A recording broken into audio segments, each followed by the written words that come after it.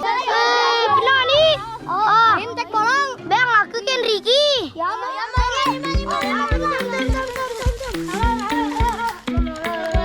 Awas, hati-hati Ricky. Pegangan yang kuat. Teman, pohonnya cukup besar sampai kami tidak bisa memeluknya. Beruntung ada tangga tunggal yang bisa memudahkan kami sampai ke atas. Nah, ini dia teman, buah genesta. Di tempat lain disebut juga buah kawis atau kawista. Tata Iron. Di Pulau Sumbawa, buah genesta banyak ditanam di area persawahan dan kebun yang dekat dengan aliran sungai. Uniknya, pohon ini bisa bertahan hidup meski dengan suhu yang cukup panas. Buahnya matang dalam waktu yang cukup lama, yaitu antara 10 sampai 12 bulan. Itu sebabnya sangat jarang kami menjumpai buah yang matang di pohon. Meski begitu, kami tetap bisa memanfaatkannya karena untuk membuat makanan justru buah muda yang dibutuhkan. Siapa 1, 2, 3. Teman, kali ini kami hanya akan mengambil secukupnya saja. Buah ini punya banyak manfaat. Salah satunya untuk obat diare, demam, dan sakit perut. Jadi sudah cukup ya kawan? Sisakan untuk yang memerlukan.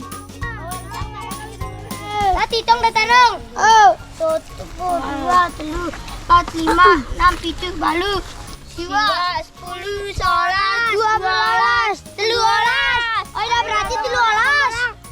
Tunggu. Sampai tadi kita bibi itu. Sudah cukup nih. Yuk kita bawa ke bibi.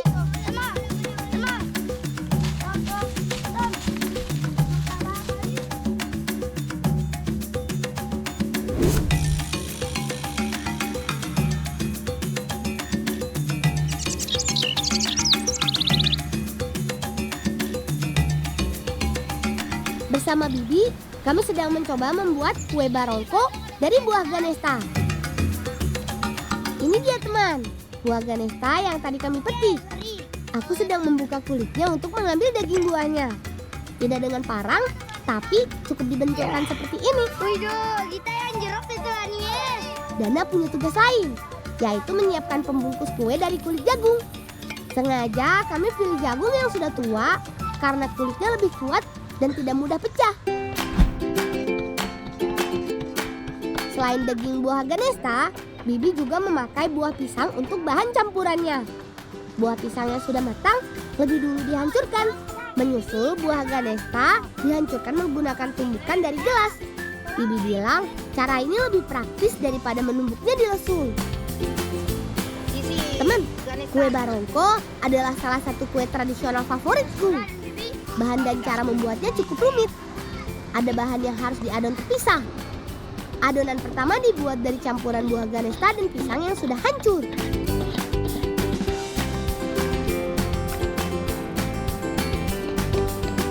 Nah, kalau adonan yang kedua dibuat dari gula pasir, telur ayam yang diaduk sampai merata. Selanjutnya ditambah dengan vanili, garam halus, dan gula merah yang sudah diserut. Pastikan semua bahan di adonan sudah tercampur merata sebelum mencampurkan keduanya.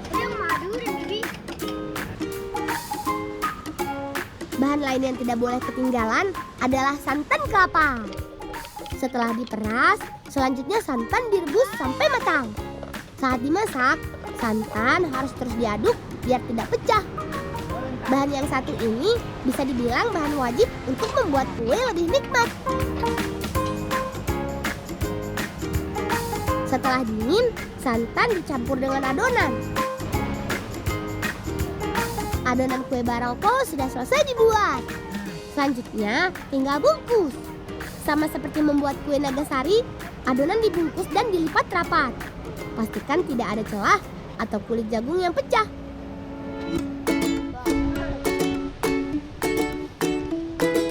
Kue dimatangkan dengan dikukus selama 20-30 menit. Asalkan apinya menyala bagus, kue akan lebih cepat matang. Wah, sudah mulai tidak sabar nih. Aku penasaran banget pengen mencoba kue dari buah ganesta ini. Bi, kau masak tidak tah? Oh iya mau, kita kita. Unat. Wah, sudah matang nih.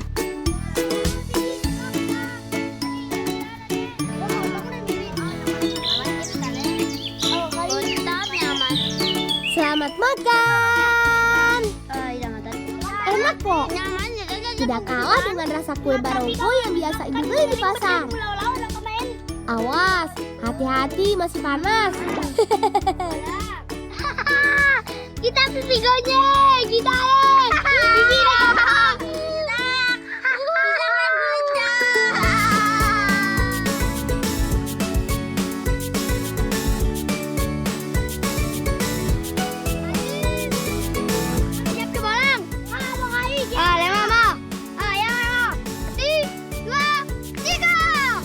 Hus, hus.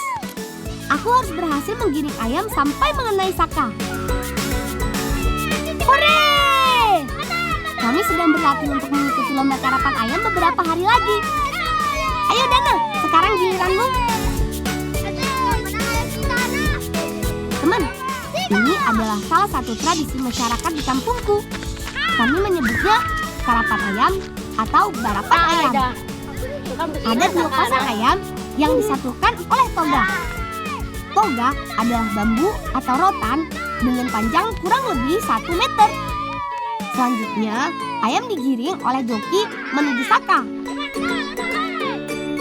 Hus, hus. Agak susah memang, karena ayam tidak selalu mau berjalan lurus.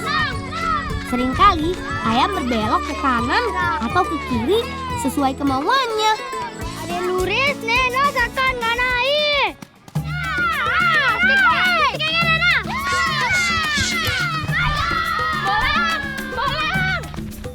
Kaintan. Udah nah. Lalu biar kayu bejaka kok nak. Tapi sakit bangkang nah.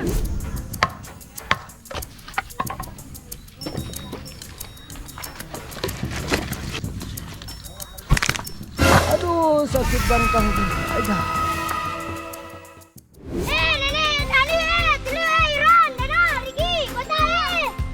Kalau begitu, latihannya kita sudahi dulu ya. Karena ada tugas penting yang harus aku kerjakan.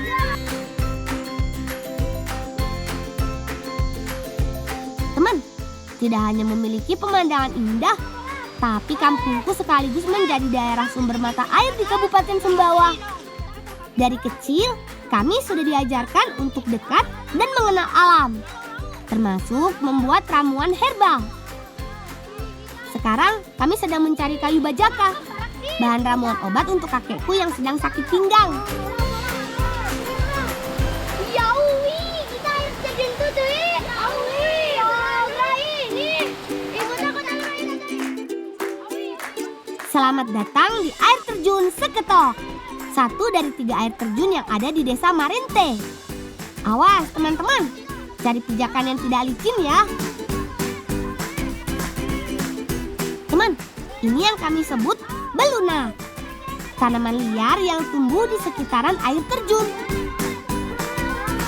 Batang belunak mirip sekali dengan batang kangkung, hanya saja ukurannya jauh lebih besar. Mengambilnya cukup mudah, tarik saja seperti ini, maka batang daun dan akar akan tercabut sekaligus. Hanya saja kami harus sangat berhati-hati untuk menjangkaunya. Bahkan kami harus memanjat sampai ke tempat yang tinggi dan licin.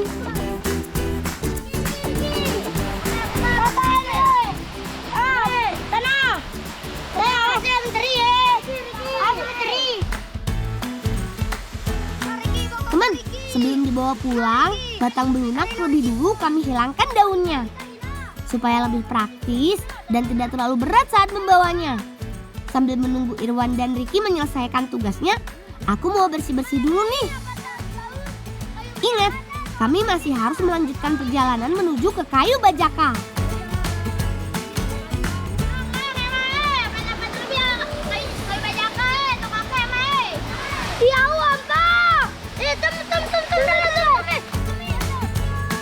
Seru sih, tapi kami harus meninggalkan air terjun ini untuk melanjutkan perjalanan.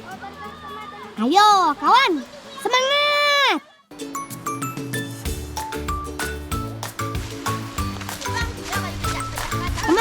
kami sudah tidak punya banyak waktu. Kakak dan bibi pasti sudah menunggu kami untuk membuat ramuan obat. Nah, ini dia kayu bajaka yang kami cari, teman.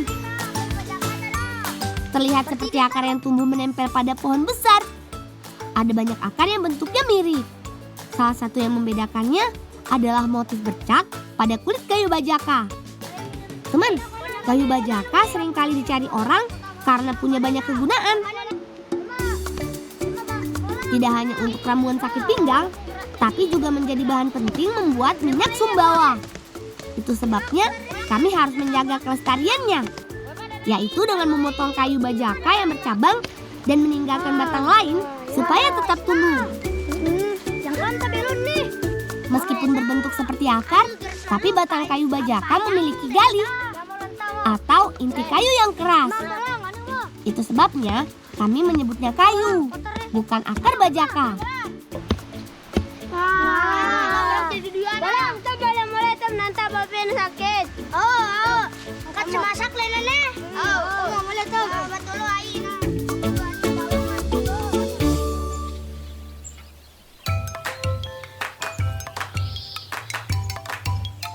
Seperti yang aku duga, teman. Di rumah, bibi dan kakak sudah menyiapkan bumbu dan bahan lain untuk mengolah hasil pencarian kami di alam. Sambil membuat ramuan bajaka, bibi mengajak kami memasak belunak. Namanya goreng belunak. Tapi bukan sembarang goreng ya, teman. Ada banyak sekali bahan dan bumbu yang akan kami siapkan. Irwan sedang menyiapkan daging dan kulit sapi untuk bahan tambahan. Sengaja dipotong kecil supaya lebih cepat matang saat dimasak nanti. Satu bahan lain yang tidak boleh ketinggalan adalah santan kelapa. Sebagai rahasia kelezatan masakan Nusantara. Untuk urusan bumbu, tentu bibi jagonya. Mantap! Tidak mau kalah sibuk, aku juga mengerjakan tugas penting. Yap, menyiapkan batang belunak sebelum dimasak. Sekilas teksturnya seperti batang talas. Bedanya, belunak punya batang yang beruas seperti batang kangkung. Ukurannya besar, jadi harus dipotong lebih kecil agar cepat matang. Sekali mendayung, 2 pulau terlampaui. Sambil masak sayur, sekaligus membuat ramuan kayu bajaka. Caranya dengan memotong dan membelahnya seperti ini. Uniknya, setelah bumbu jadi, daging dan belunak tidak dimasak sekaligus. Bibi akan mengolahnya terpisah. Lebih dulu santan dibuat dengan campuran air panas supaya lebih mudah memisahkan ampas kelapa dan sari santannya.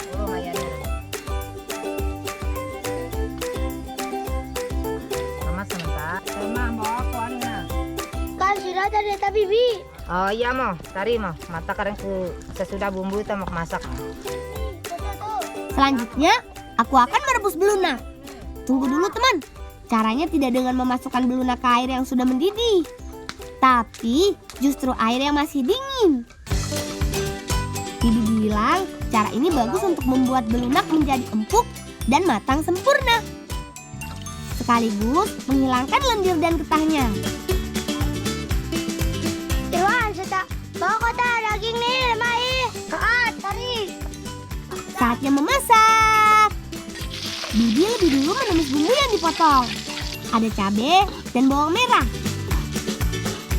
Sedangkan belunak yang hampir empuk ditambah dengan daging sapi. Rebus sampai keduanya matang dan empuk. Setelah beraroma harum, baru deh disusul dengan bumbu lain yang sudah dihaluskan.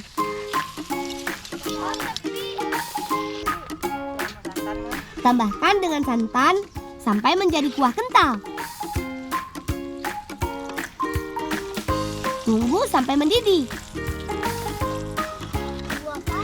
Ini adalah cara memasak khas Sumbawa, yaitu tidak memasak langsung bahan masakan bersama dengan bumbu, tapi akan mencampurkannya nanti setelah semuanya siap. Riki, emang mau bakal yunan pejaka maku sentek kita matemat kelak. Lemah Riki. Lain belunak, lain pula cara membuat ramuan bajaka. Ramuan bajaka dibuat dengan cara yang lebih sederhana, yaitu merebus batang yang sudah dibelah dan dipotong kecil-kecil. Nah, saat yang ditunggu tiba. Bibi sedang mencampurkan kuah berbumbu dengan belunak dan daging yang sudah empuk. Kelihatannya sih enak banget.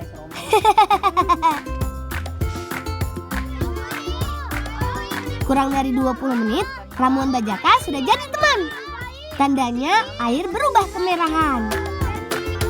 Pas, ramuan bajaka jadi, sayur belunak pun sudah matang.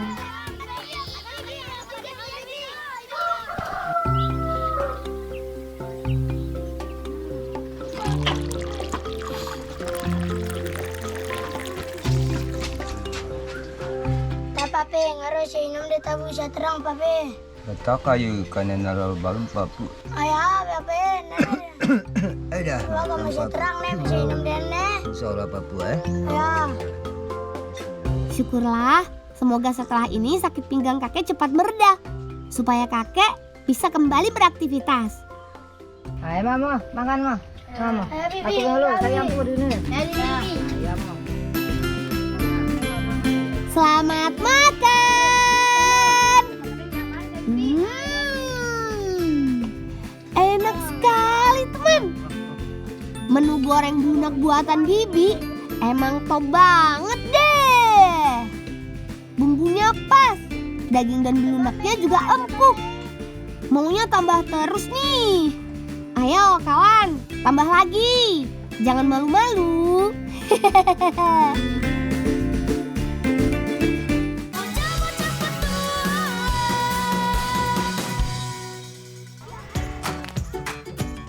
Menjelang lomba karapan ayam, sebagai joki, aku juga harus menjaga stamina, yaitu mengisi tenaga dengan makanan yang enak dan bernutrisi. Beruntung, di kampung kami banyak sekali tanaman dan buah yang bisa kami olah jadi makanan. Salah satunya adalah buah ara atau buah tin di hutan ini.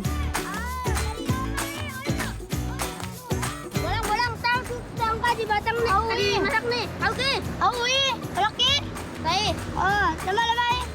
Duh, nak sabar nyaman sih. Coba kau rasa kadi. Nyaman? Nyaman nih. Ini buah ara yang sudah masak. Tandanya jika kulit buahnya sudah berwarna merah gelap dengan ukuran lebih besar dari yang muda. Rasanya, enak, segar, dan manis. Nyaman nih, tapi tak bau adi matan tamam. Bau nyaman tu rujak apa ada tayam adi mentatin nyaman tu rujak. Lema bau lema. Sayangnya, di pohon ini lebih banyak buah yang masih mentah daripada yang matang. Tapi tak apa, karena buah mentah yang akan kami olah bersama Bibi nanti. Ayo kawan, petik lagi. Beruntung, pohon ara ini berbuah sangat lebat. Jadi mudah bagi kami mendapatkan buahnya. Bahkan, pohon ini berbuah sepanjang tahun. Jadi, kami bisa datang kapanpun teman. Oh, pernah datang ke Riki. Oh, tapi.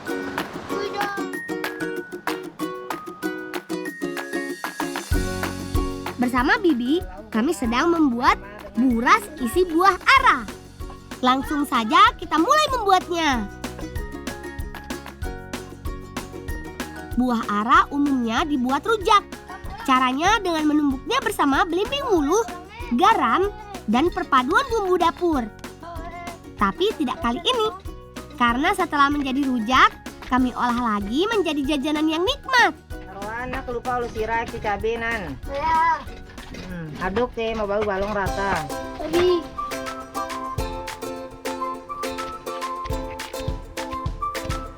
Kalau yang ini adalah salah satu bumbu khas masakan Sumbawa. Iyap, perasan buah jeruk. Tak jeruk tak bibi tak apa ke lo pentah dah. Mau bau mantap rata nih. Wah. Meski begitu, ada beberapa bagian yang hanya boleh dikerjakan oleh Bibi. Aku sih bantu yang ringan-ringan saja. Meski namanya rujak, tidak langsung disajikan setelah ditumbuk. Tapi harus dimasak dulu. Setelah menumis potongan bawang dan cabai, masukkan bumbu rujaknya. Jangan lupa masukkan udang rebon yang sudah digoreng. Lalu tumis sampai bumbu matang. Aromanya sedap banget.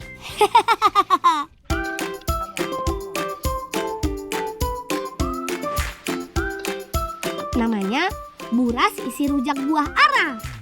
Menggunakan santan agar lebih gurih. Santan lebih dulu direbus sampai mengental seperti ini. Nah, santan adalah bahan terakhir sebelum buras mulai dibungkus. Caranya dengan mengisi nasi, kemudian rujak buah ara, siram dengan santan kental, dan terakhir lipat bungkusan daun pisang. Yang bagian ini nih lumayan sulit, membungkus buras dengan rapi dan padat. Tapi aku tetap mau coba. Gimana hasilnya? Lihat aja nanti. Nah, taluk udah dina. Melok ke nenek.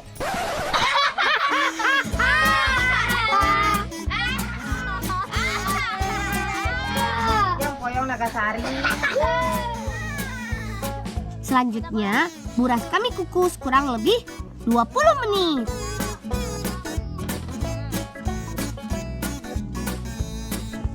Udah kan masak Tata Bibi. Setelah daun pisang layu, tandanya jajan yang kami buat sudah bisa diangkat, teman. Yuk, bantu aku kawan. Awas panas. Nah, kan masak lima mo, makan berma. Emang Miki, bolang. Selamat makan. Nah, ini buras bukan sembarang buras. Ini buras isi rujak buah ara. Rasanya enak banget. Ada pedes-pedesnya. Ditambah nasi, bikin perut cepat kenyang. Sekarang, tenaga kami sudah pulih kembali. Siap lanjut berpetualang. Bolong, yang telo berapa ayam ki? Oh jadi sih. Tum. Tum lima teman-teman. Mari.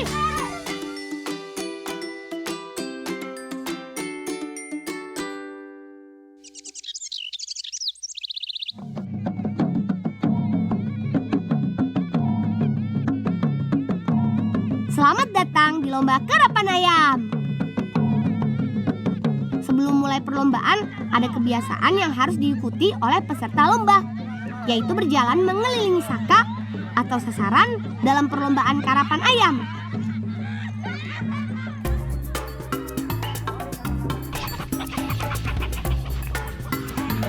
Satu persatu peserta mulai menunjukkan kebolehannya, yaitu menggiring ayam menuju saka dengan waktu tercepat. Hanya saja, tidak sedikit yang gagal karena ayam berjalan menjauh dari saka. Oh iya teman, permainan tradisional khas Sumbawa ini sudah ada sejak lama. Sampai saat ini tetap diminati karena sekaligus menjadi ajang silaturahmi antar warga. Sekarang tiba giliranku. Teman-teman, doakan aku ya. Nah, jaga ayamnya ya, harus sampai kena tulangnya, kiri kanan harus dijaga ya. Tidak mudah memang, harus fokus dan bergerak sangat lincah. Menjaga laju ayam tetap berada di jalur sampai berhasil mengenai saka. Hore! Berhasil! Senang sekali rasanya bisa menyelesaikan tugas dengan maksimal. Persiapan dan latihan yang aku lakukan membuahkan hasil manis hari ini.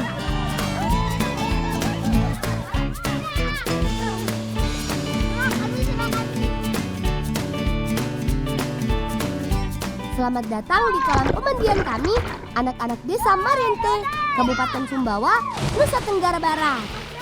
Namanya Tiukele. Cihuy! Segar! Sepulang sekolah, kami biasa datang kemari untuk mandi-mandi. Tuh, lihat. Airnya jernih dan bersih banget, bikin betah deh. Awas, gantian ya. Di sini kami bisa melompat dari tempat yang tinggi karena ada akar pohon yang sangat mudah kami panjat. Akar kayunya kuat. Kami bisa bebas memilih pijakan untuk sampai di bagian yang paling tinggi. Nah, sudah siap? Cihuy! Gimana teman? Seru kan? Tapi jangan coba-coba kalau tidak terbiasa ya kawan. Karena melompat dari ketinggian bisa bikin jantung deg-degan. Tapi sebetulnya itu sih yang menantang.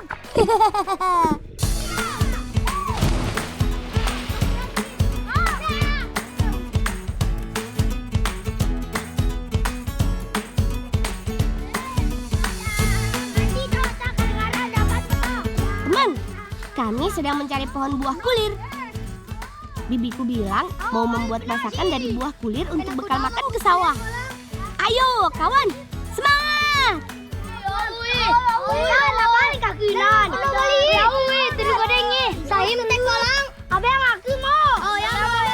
Ini dia teman, buah kulir yang aku maksud.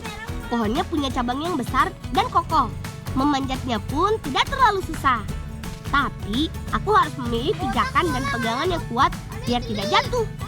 Bola, jangan teri. Malang, anak pembugak melang. Ada rea nilai mai.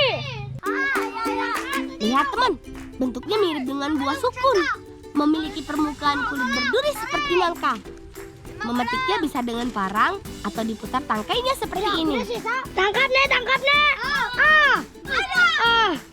Tanaman liar berdaun lebar ini banyak tumbuh di sekitaran aliran sungai. Tumbuh tidak beraturan di sekitar area persawahan. Biasa berbuah lebat 2 kali setahun, bertepatan dengan saat menanam dan panen padi. Itu sebabnya sayur dari buah kulir menjadi salah satu menu wajib untuk bekal makan di sawah. Emang kan penuh dengan kan baturenmu. Baturen meh. Kali ini kami hanya akan mengambil beberapa saja, karena masih ada bahan lain yang akan kami masak nanti. Tidak mau berlama-lama lagi, kami akan segera membawa buah kulir ini ke Bibi.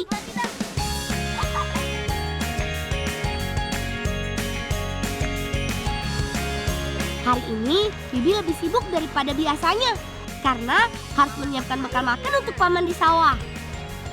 Tentu saja aku dan teman-teman tidak mau tinggal diam. Kami sedang berbagi tugas. Tidak ketinggalan, ada kakak juga bantu memasak. Teman, kami sedang membuat gulai kurir dan timun sebagai pengganti nasi. Timun adalah nasi beras yang dimasak bersama dengan santan menggunakan bambu. Selain daging ayam, buah kulir juga harus direbus dulu sebelum dimasak.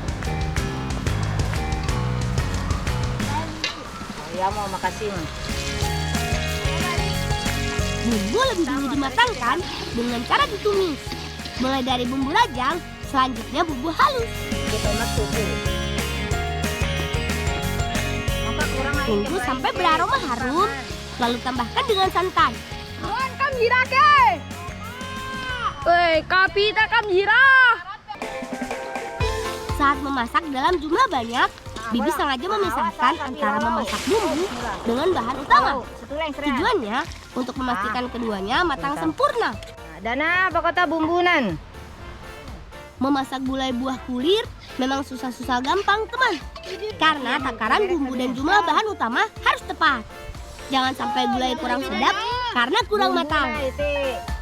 Apa sih ada gula? Tapi kalau bibiku yang membuat, aku tak pernah ragu. Apalagi ditambah daging ayam. Aida, pasti nyaman. Jack, bolong, Dana takam sudah. Alo anta tema, alo api deta. Teman, Dana. Ada. Alo susun panganak ya. Susun. Sambil menyelam, 1-2 pulau terlampaui. Sambil menunggu gulai matang, kami sedang memanggang timun. Caranya sama dengan membuat lemang. Meletakkan ruas bambu berisi beras dan santan di dekat bara api. Ingat ya teman, bara api bukan kobaran api. Tujuannya supaya timun matang tanpa membuat bambunya hangus terbakar. Usuk apinya tadi. Usuk. Timun matang setelah lebih dari 30 menit. Panas ya tapi. Masak mata pedam dimasak tapi.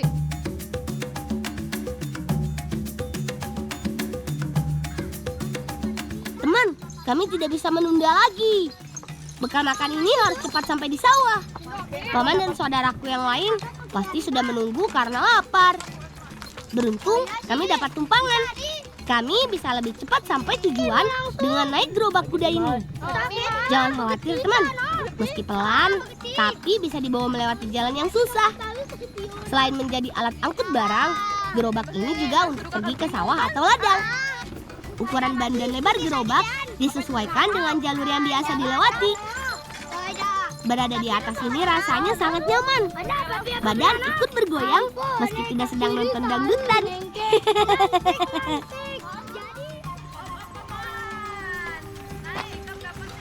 Megang nah.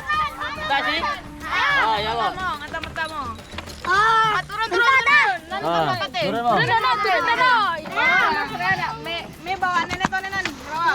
Saya mau ada Aku ya, tak sama Timong tas saya. Terima kasih mama. Ah, sama-sama. Akhirnya waktu yang ditunggu datang juga. Menikmati bekal makan yang sudah kami buat. Sengaja Bibi tidak membawakan kami nasi karena sudah ada timun. Haha, aku sudah tidak sabar. Pengen cepat nyobain nih. Selamat makan. Enak banget. Kuahnya pas, pedas dan kental. Bumbunya terasa. Apalagi dimakan dengan timun. Kolaborasi yang istimewa. Sampai di sini dulu cerita kami dari Sumbawa, Nusa Tenggara Barat. Salam cinta anak Indonesia. Salam bocah petualang.